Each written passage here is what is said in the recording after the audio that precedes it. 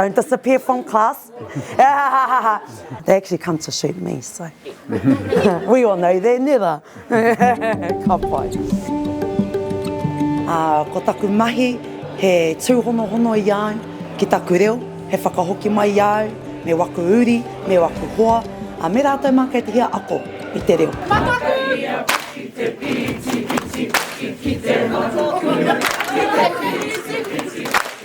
Ai, ko te ako i te reo i te kāina, ko te kuhu mai ki taku wāhi mahi, ko te reo tonu te kaupapa ranatirau o taku mahi. Tēnā koe kei te pēhea koe, tēnā koe kei te pēhea koe.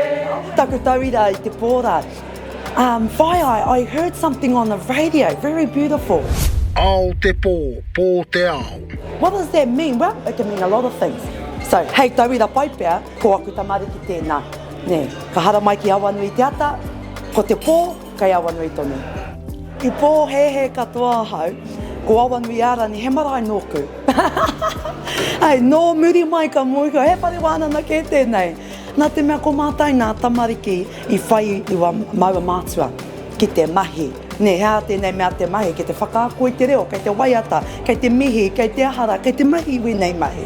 Engari kata katoa au te mūhio, kare he whare wānana ke tēnei. E hara i te marae.